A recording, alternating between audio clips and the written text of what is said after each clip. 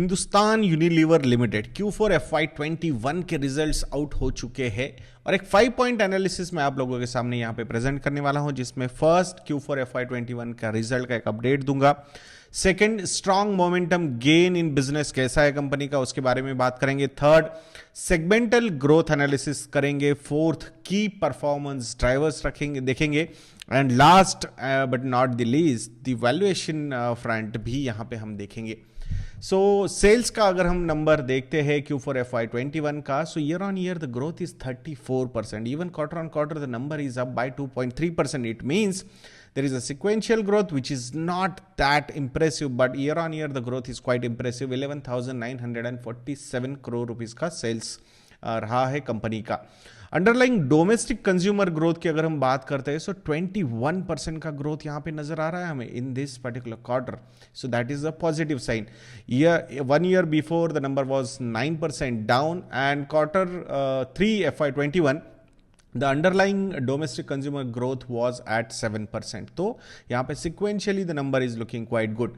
EBITDA का number अगर हम देखते हैं, so that is quite phenomenal. 43% से year on year growth है, quarter on quarter also 3% growth है, 2,957 crore rupees का EBITDA यहाँ पे नंबर दिख रहा है हमें। So margin improvement तो definitely काफी अच्छी है, year on year 1.5% से margins improve हुए हैं EBITDA के, and quarter on quarter the margins are up by 0.6%. So that's very positive. 25% is a big number EBITDA के हिसाब से हम बात करते हैं तो। Profit before tax is 42% up year on year and 8.7% up quarter on quarter. 2,822 crore rupees का ये नंबर है। Taxation is around 24% and net profit is up by 41% year on year at 2,143 crore rupees. Even quarter on quarter this number is up by 11.5%. So ये जो EBITDA margin improvement हुई है, that has contributed a good amount of profit to the overall kitty. There are some headwinds on margin. What are those headwinds? First one, inflationary pressure in input commodities like palm oil, tea, crude oil. So definitely it is going to be a margin headwind. And also the जो competition है, so competitive intensity भी बहुत ज़्यादा नज़र आ रही है. So definitely that is also going to have some pressure on their margins in coming quarters. पूरे साल का अगर FY21 का हम परफॉर्मेंस देखते हैं, the sales growth in FY21 पूरे साल 12 महीने की हम बात करते हैं तो 18.4%, underlying domestic consumer growth is around 6%, विज़ last year it was 2%। EBITDA का number is up bye 17.95%, 11,324 crore rupees का ये नंबर है। EBITDA मार्जिन्स की अगर हम बात करते हैं, so those margins are at 25%, last year also the margins were at the same level 25.08%, so flat margin है। सो पूरे साल का अगर मार्जिन हम देखेंगे तो there is not much of a difference. Profit before tax is up by 15.4% at 10,490 crore rupees. Taxation is around 24.2%. So effectively, the net profit is at 7,954 crore rupees compared to last year 6,738 crore rupees. So पूरे साल का अगर हम net profit growth देखते हैं, so 18% से यहाँ पे net profit grow हुआ है. So that's a very positive sign. So अगर हम FMCG business की बात करते हैं, so the one expense which is very important, that is advertising expenses. So there is a strong jump in advertising expenses in December 2020 quarter. So यहाँ पे total advertising expenses for HUL were around 1,413 crore rupees. Year on year the growth is 21.5%. Quarter on quarter the growth is around 2%. Q3 FY21 में 1,388 crore rupees का advertising expenses था। Advertising to sales ratio अगर हम देखते हैं तो last year same quarter में 13% था, बट अभी 11.8% है। सो लास्ट ईयर में हमने एक slow down at least spending point of view से हमने देखा है इन कंपनीज में।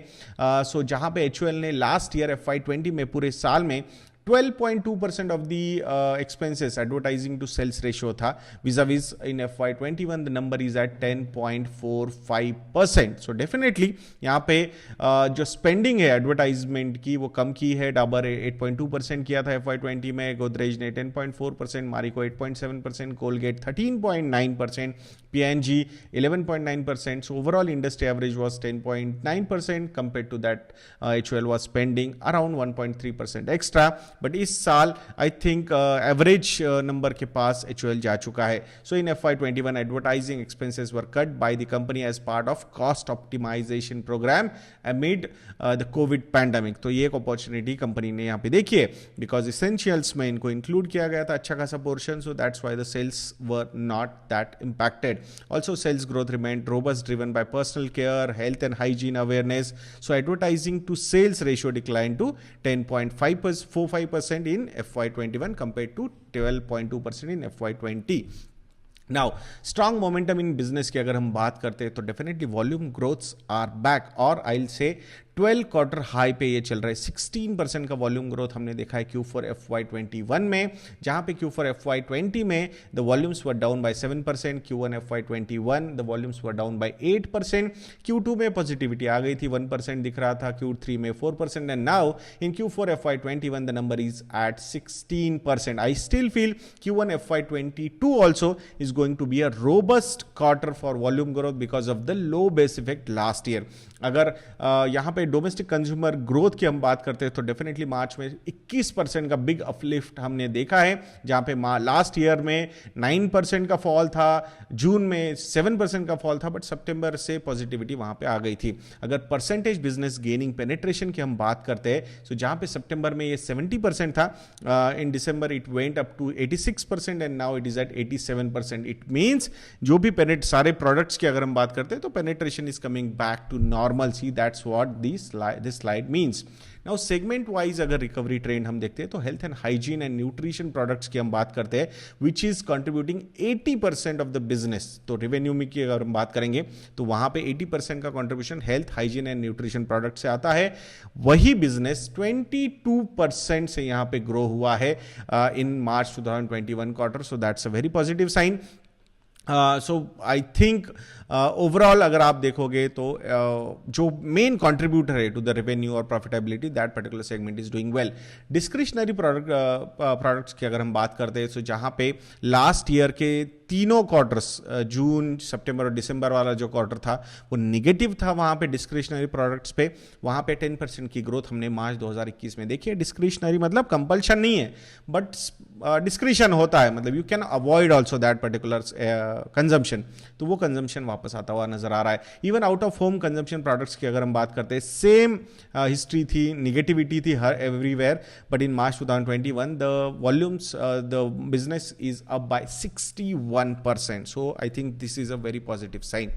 सेगमेंटल परफॉर्मेंस एनालिसिस अगर हम देखते हैं तो फर्स्ट हम देखेंगे होम केयर सेगमेंट को, which is contributing 32% to the revenue mix. Growth कितनी है इसकी ईयर ऑन ईयर? 15% है. Quarter on quarter 13%. Segmental margin कितने हैं इस बिजनेस के? 21% के. एबिट 812 करोड़ रुपीस का. एबिट मिक्स 30% कंट्रीब्यूट करता है to the total EBIT. EBIT की ग्रोथ ईयर ऑन ईयर कितनी है? 28%. एबिट का ग्रोथ क्वार्टर ऑन क्वार्टर कितना है? 26% है. सो ये home care segment is working really well on all fronts, so that's a positive sign. Beauty and personal care की अगर हम बात करते हैं, which is contributing 38% to the revenue. इसका रेवेन्यू है 4,549 करोड़ रुपीस का. 38% ऑफ द कंट्रीब्यूशन जाता है रेवेन्यू मिक्स की तरफ. ग्रोथ इसकी 20% year on year, but quarter on quarter this particular number is down by 6%. So that's not very positive. Segmental margin की अगर हम बात करते हैं, सो 28% का मार्जिन यहाँ पे है. EBIT is around 1,252 crore rupees. EBIT mix अगर हम देखेंगे टोटल एबिट के इसमें ब्यूटी एंड पर्सनल केयर कितना कंट्रीब्यूट करता है, तो वो 46% कंट्रीब्यूट करता है. Year on year the growth is 32%, but the quarter on quarter EBIT growth is negative 11.4%. The third category is foods and refreshment. So ये कितना कंट्रीब्यूट करता है to the total revenue? Is 29%. Growth कितनी है year on year? 96%. Growth कितनी है quarter on quarter? 5%. Segment, इस segment का मार्जिन कितना है? 16% का. एबिट 575 करोड़ रुपीस का है. एबिट मिक्स कितना कंट्रीब्यूट करता है टू द टोटल मिक्स? 21% करता है. एबिट में ईयर ऑन ईयर ग्रोथ कितने? 56%. क्वार्टर ऑन क्वार्टर कितने? 22%. सो यहां पे ये सेगमेंट भी काफी अच्छा कर रहा है. तो इनका जो home care and foods and refreshment वाला जो सेगमेंट है, it is performing really well.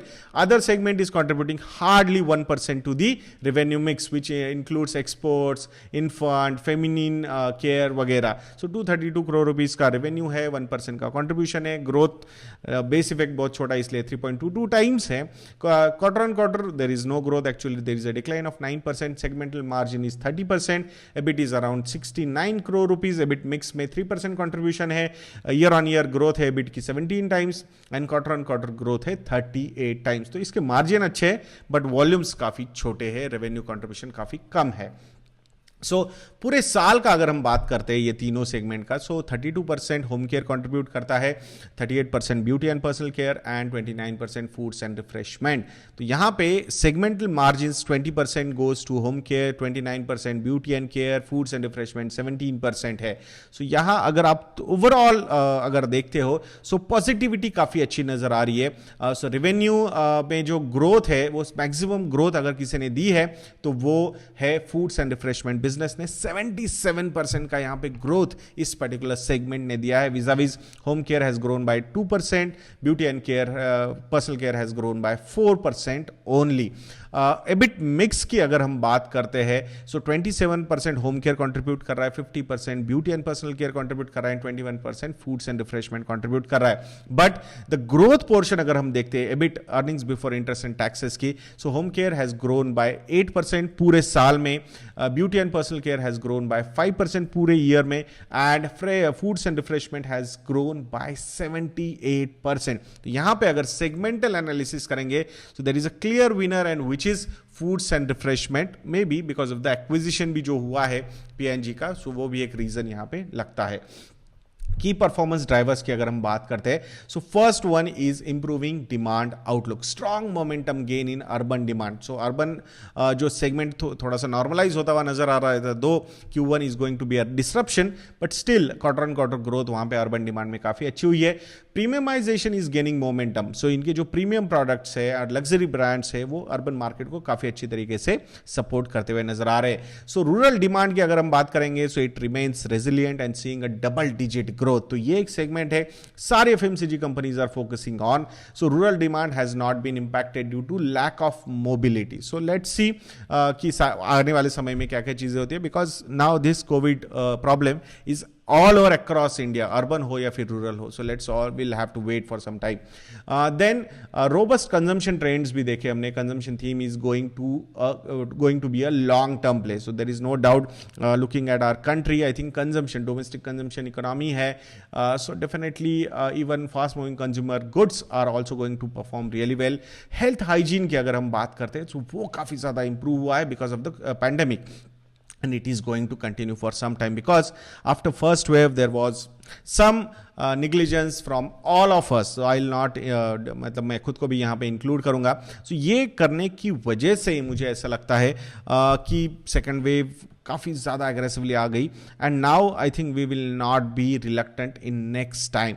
So hopefully because of that health hygiene is going to play an important role और वहाँ पे इसका एक बहुत बड़ा बेनिफिट एचयूएल को मिलता हुआ नजर आ सकता है. सो नेचुरल्स का अगर ट्रेंड हम देखते हैं वो भी एक बहुत बड़ा बूस्ट होने वाला है. ये आजकल हर्बल हो या नेचुरल हो तो उसमें a lot of themes are going to be played thanks to Patanjali. तो वहाँ पे HUL is going to score a lot.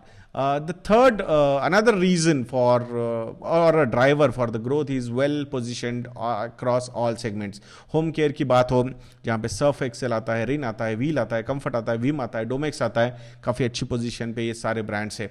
Beauty and personal care में लाइफ बॉय आता है, डव आता है, पियर्स आता है, Lux, Pond's, Vaseline, Glow and Lovely, Sunsilk, Tresemme, Pepsodent, Closeup, Rexona Axe. I think हर जगह पे बहुत ही बढ़िया तरीके से प्लेस्ड है HUL की कंपनी. फूड्स एंड रिफ्रेशमेंट में हॉर्लिक्स या हो, बूस्ट हो या फिर ब्रुक हो या ब्रुक बॉन्ड हो, रेड लेबल हो, ताज़ा या फिर Taj Mahal, Lipton, Knorr, Kissan, Annapurna, Cornetto, Magnum, Kwality Wall's. I think all these brands are looking quite good, well position to acquire more and more number of customers. Water purifier की अगर हम बात करते हैं सो यूनिलीवर का प्योरिट ये भी एक ब्रांड काफ़ी अच्छा चल सकता है. लुकिंग एट दी जो हेल्थ एंड हाइजीन के फैक्टर्स हम देख रहे.